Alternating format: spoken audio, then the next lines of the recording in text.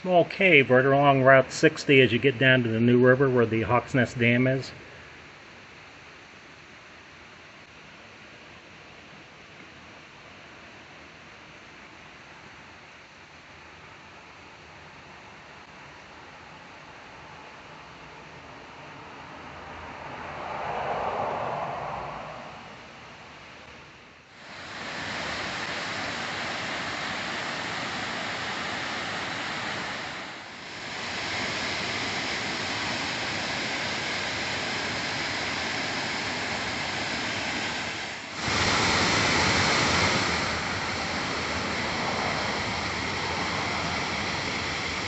An old grist mill in the dam here along Route 16 in Fayette County.